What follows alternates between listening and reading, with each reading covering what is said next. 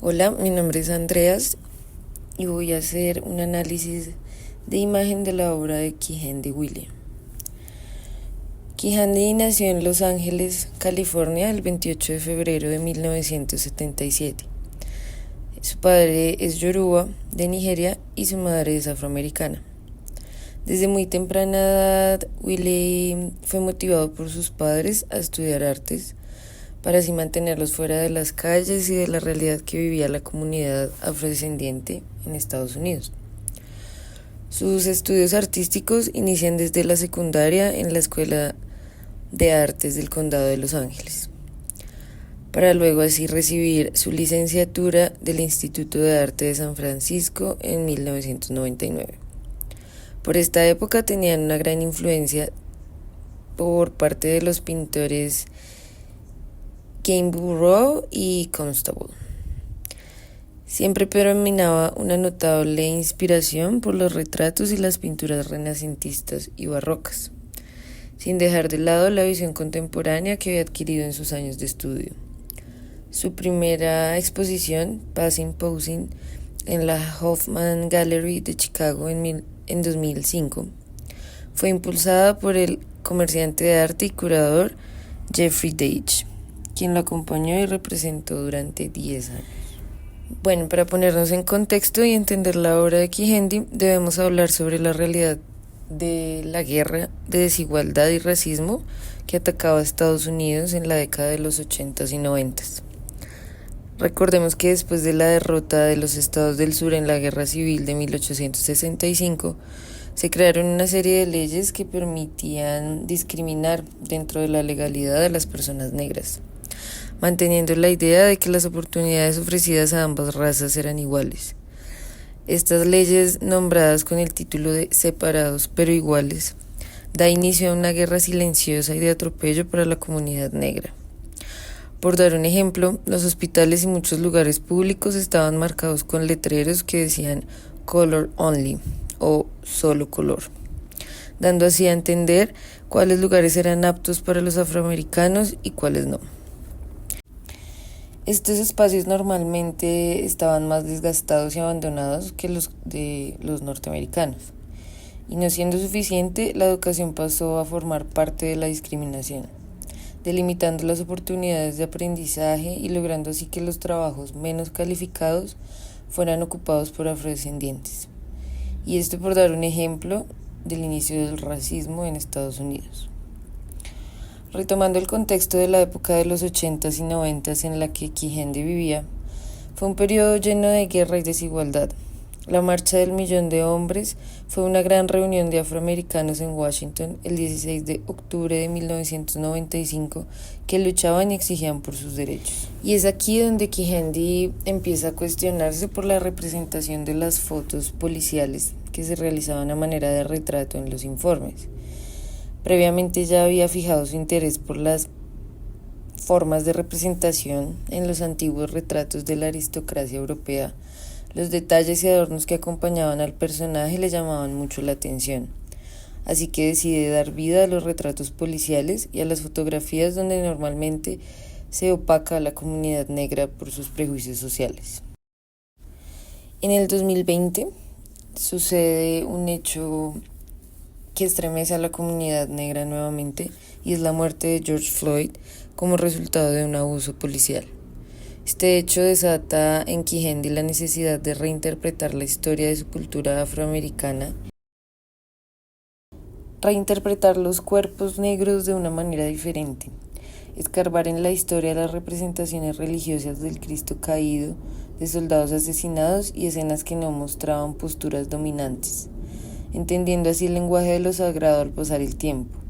Y es así como nace la arqueología del silencio, título tomado de un escrito de Foucault acerca del poder, de cómo estas personas silenciadas tienen historias por contar.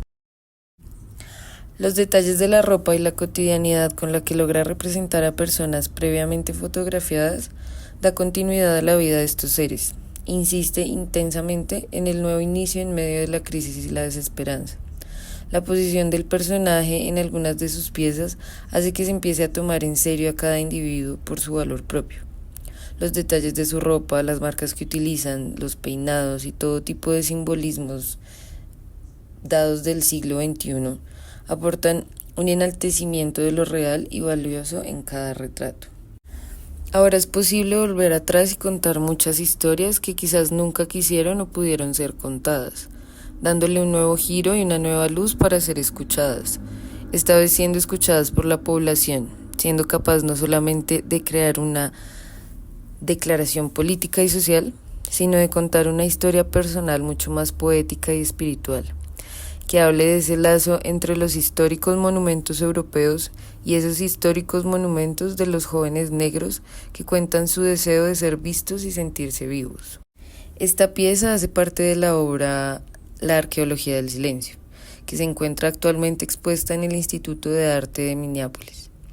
Inicialmente inspirado en la pintura de Holbein de El Cristo muerto en la tumba de 1520, así como en pinturas y esculturas históricas de guerreros caídos y figuras en estado de reposo, da un total de 25 pinturas y esculturas que conforman esta exposición. Femme piquée par un serpent, o Mujer mordida por una serpiente, es una pieza elaborada en pintura al óleo sobre tela y tiene unas dimensiones de 3.35 por 7.62 metros, realizada en Brooklyn, en el año 2022, 2 años después de la muerte de George Floyd. La pieza original en la que Kigendi se inspiró tiene el mismo nombre, realizada en 1847 por el escultor francés Auguste Clésinger, actualmente exhibida en el Museo d'Orsay de París. Al ser una pieza de reinterpretación, nos brinda información previamente sobre la estructura compositiva de la pieza escultórica original. Podemos observar un hombre negro recostado sobre una piedra en una postura incómoda y poco ergonómica. La profundidad de la línea de horizonte da cuenta de un paisaje arcilloso con algo de vegetación en medio de su aridez. La poca profundidad de campo visual es dada por un tapiz estilo rococó que se contempla en el fondo y que de igual manera hace parte de la vegetación, sobreponiendo algunos detalles del tapiz en las rocas e incluso sobre el mismo sujeto que está representado. Este tapiz no pierde su simetría y linealidad, permitiendo así que la relación figura-fondo predomine en la construcción espacial de la pieza, teniendo en cuenta que cada uno es representado por dimensiones diferentes.